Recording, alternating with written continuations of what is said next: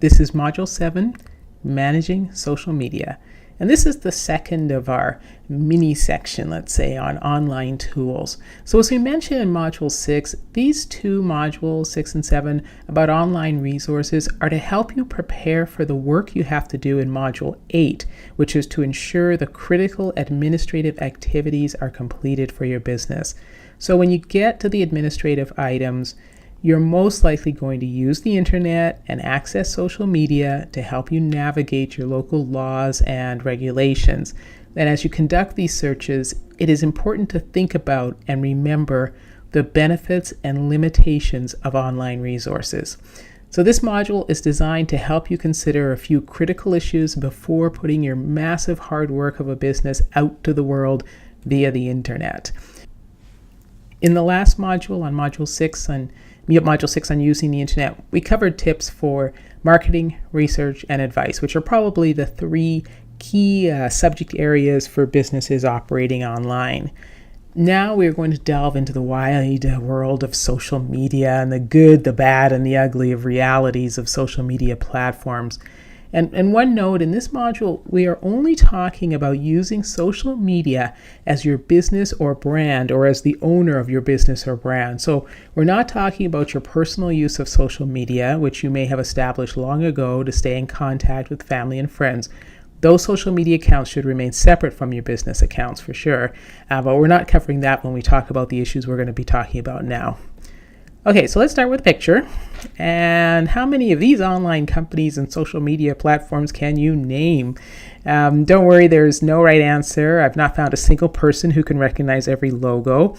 I did not ask anyone under 12 years old, but if you're curious, there's a list in the Online Business Tips Guide, or I think it might be a separate sheet, but it's available for download at the end of this module, all of the logos that could be identified. And then if you want to fill us in on the missing ones, that would be great. But knowing every single social media platform is not the point of using social media. But if you're interested in efficiently leveraging any of the benefits of a particular platform for your business, then your best bet is to find one or two that you may be interested in and stick with those platforms so you can develop a real understanding of how people are using the site. Analysts do not really know what is real and what is still developing in the social media industry. Of course, the big names like Facebook and Twitter are big because of the number of users, but other sites may be more valuable to you because of the type of user. If you're searching for young customers, you have to follow the latest social media trends and quickly, or you'll miss them and your customers will move on to something new. So when assessing the social media platforms, think about your business. This is about how you use social media for your business. What do you want to do with one of these open platforms? And we say open because they're open to all the public and you have to take the good and the bad together. Why do you want to promote your business in social media? You do not have to be on any social media platform. So the decision is really based on your business proposition and if it makes sense for your business. And once you decide to opt into social media, you may want to watch out for the good, the bad, and the ugly realities. All right, first the good. Connections, and information, and viral marketing. So let's start with connections. People are looking for people who are interested in what they are interested in and products that address their needs. So the internet is the fastest way to make friends, even if the word friend does not mean what it used to. Platforms allow for virtual gatherings and actually easy arrangements for physical gatherings in the real world, where you can trade ideas and meet in person with people who want to talk about what you want to talk about. And you can use what other people are doing on social media to help you understand your market and potential customers. Think of it as constructive copying. When you use examples of success as a guide for your own activities, don't copy literally what they're doing.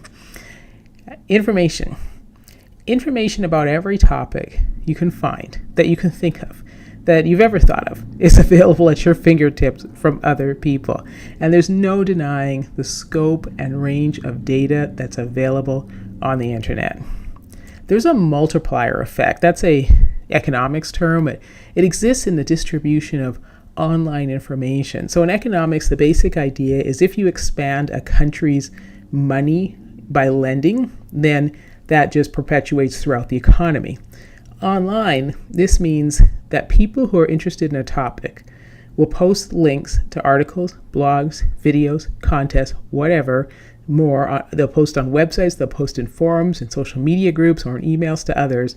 And so one source of information becomes the source at another information site. People will populate their blog with the information they got from someone else's blog. So if you become an aggregator of interesting information, people will look to you for more.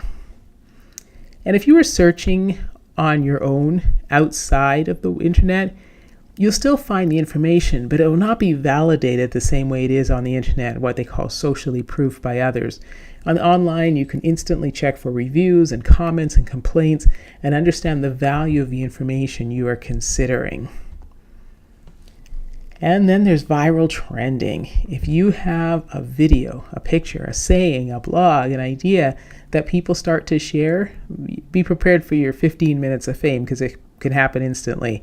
You may suddenly find yourself the center of global attention.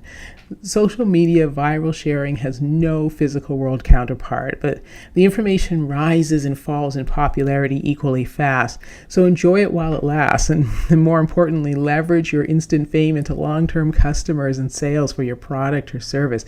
If you do that, post that one exciting picture that gets people, just pass it around, or put up a blog that people want to share, make sure you leverage that. Make sure you have links in there to your business. Stuff about your website, so that people don't just see it one time and never come back to you. Okay, so what are the bad realities? Well, untrue and unverified information, silence, wasting time, procrastination, and distractions. So the most difficult reality to know and manage is the lies, the untruths, the unverified information, whatever you want to call it, that you may be receiving. Reliable sources must either be known to you from previous experience or vetted by others. It's very difficult to look at something cold and assume that you know what it is and it's going to be helpful to you. Anything you read on the internet can basically be untrue. Any photo can be doctored, any quote or attribution made up, any statistic obtained from non-credible sources. So you have to wade through all those untruths to try and reach the truth, which is not always possible. And it's difficult to tell where the lie ends and the truth begins, or vice versa. A lot of the untruth sites are set up to look perfectly legitimate. It used to be a time when people didn't have money. So if you had an untrue site, you also didn't have a lot of money, so your site didn't look that good. But now you can have a very slick site for, very cheaply, so everything looks the same. And statistics can be presented to reflect the ideas of the source and should be carefully reviewed. And that's true even with the most reliable sources. They will use statistics and manipulate them for their own ends as well. Another issue is that there is plenty of information, but sometimes getting questioned answers is a matter of luck. You get silence. So many people join forums and private social network groups, and they want to engage in specific conversations with like-minded people. But actually having these intelligent conversations is difficult in the online world. Questions are asked to whoever may be listening, and if the answer is no one, or more specifically, no one interested in your question, then you may never receive an answer, or you receive answers that are not even on the topic that you really wanted to discuss. Finding the right answer is a challenge. In open forums, people ask specific questions but receive open-ended answers. So answers you cannot use to solve your issue, and that can be frustrating if you spend a lot of time in these online social network groups. The next issue with using social media comes from our own behavior, wasting time and procrastination. So you have to separate the important from the trivial. Content on social media can look similar, whether it's a joke blog or research you need for your business. So you have to figure out where to concentrate your efforts, or you'll find yourself with the items that are only trivial. And you can go online and never come off. And the ability of social media to drag you into just one more video or one more post, one more picture, that's intoxicating. People offer free books or guides or checklists, and the clicking to take you to the free stuff leads you on to something else. And you may end up on a topic that's far from where you began. So you really have to think about that when you are doing research specific to your business. Stick with that business, the reason you went online in the first place that particular day. Distractions are the other big issue. Social media is the tool for all of your life activities, from entertainment to family updates to work, which is kind of strange when you think about it, but a lot of businesses now use social media tools to communicate internally. So what this means is when you go online, you can have multiple reasons for being there, and it's so easy to jump from one to the other. Social media is a wonderful excuse for not doing any real work. You can say, I'm doing research, which is, especially if that was your intention when you first got started. But if after 2 clicks on relevant sites, you started watching videos on something irrelevant to your work, you're distracted. Or you could say, I'm doing an online course, and that's great. That's fantastic. That's what you're supposed to be doing. That's vital to your future. So you won't get distracted away from your online course, right? Will you? Okay. Whatever reason you use for your online time, try to avoid using social media sites as an excuse for avoiding the work you need to be doing. And when you set aside time at work, time to work, on your business, make sure you stay on sites related to your business. At some point, you have to do the work, and staying online is not the job of starting a business. And it's very, very easy to say, I'm going to do more research, and then that business never gets started. So you really have to force yourself to focus on the reason you went online in the first place, get that information, and then get off online and implement what it was that you wanted to implement for your business. Now the ugly side of social media: haters, scams, and bad advice. Let's start with the haters. Social media platforms are largely open forums, and throughout history, people have used open forums to express their opinions. And some of those opinions are hateful. And in a world where you cannot be identified, it is easy to make negative comments about others. So for an entrepreneur running a business, you have put your time and effort into your brand. And as we said in the last module, remember that always when you're online as an entrepreneur with a business and a brand that you're trying to protect. You will no doubt see and hear from haters online. The best you can do is avoid reacting and engaging with these anonymous sources. You are wasting the time you could be working on your business if you respond to people you do not know for comments they anonymously left online. So I know some of you will ignore this, but help yourself fight the urge to be part of this cycle. Then there's the scams. Now the internet is full of scams, people who will take your money and provide no value. And just because someone recommends a product or service in a reputable forum does not mean the product or service itself is reputable. Always take an extra minute to investigate a product or service before you use it. Search something like, Product X complaints or Product X forum to look for comments about a product or service you are planning to purchase. And then the bad advice. As we mentioned in Module 6, there's plenty of bad advice online. So the comments you look at may not be valid. Be careful about what you read and always check the source. If you know the source, like the online version of an established magazine, you can feel better about using the information. If you do not know the source and never heard of the source, you may want to consider if the advice is valid.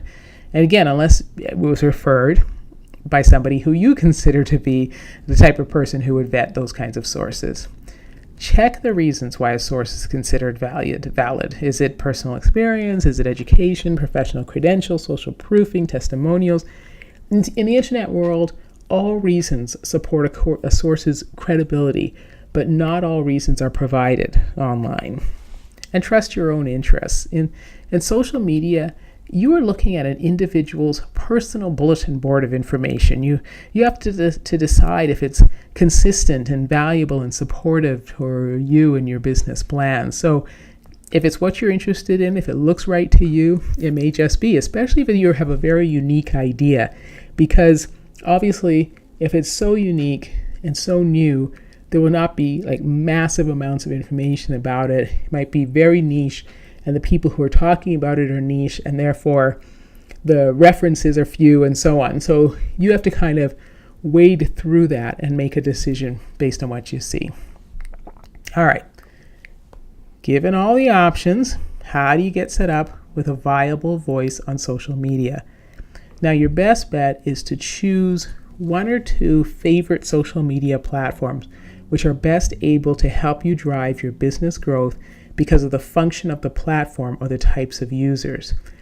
Do not fret about the social media world. If you are not involved, you may have perfectly valid reasons tied to your business idea and value proposition. So contrary to popular opinion, you do not have to be in social media. Your decision depends on your business.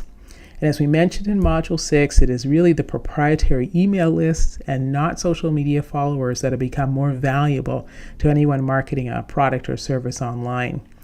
Social media is a wonderful tool if it suits your purposes, and a disaster if you are drawn into a quagmire. So the ready entrepreneur practice for managing social media is to first manage your business image and your brand. Decide why you want to join a social media platform as your business or brand. Remember, this is not personal. This is about you as an entrepreneur, an owner, a business, an image, and a brand. Pick one or two platforms and maximize the benefits and value provided by that platform. And if applicable, prioritize engagement and communication through your email list. Okay, as we've covered for this module, there are good, bad, and ugly realities associated with being in social media, and keep them all in mind as you engage with strangers through the internet. The internet is the foundation of the tech age and has a valid place in your business plans, and we think it could even be your whole business for some of you who are operating solely online. So we are hoping you keep these concerns in mind before you use online tools to do further research connected to your business. And this is important, very important, because we are moving on to big Module 8, the boring but critical admin stuff, the must checks before you launch your business. Now, what do we mean by admin stuff? Well, typically many businesses have to consider a legal and regulatory environment and be registered, register trademarks, incorporate, look at taxes, accounting, insurance, and so on. Now, we are not going to cover details for one particular situation or any particular situation. Ready entrepreneurs are based all over the world, so we cannot cover specifics for one jurisdiction. Instead, we will work together on a general idea of the boxes you need to check prior to your actual launch date. So we will cover the administrative checkboxes to consider, external financing, and market research for the business plan. See you in Module 8.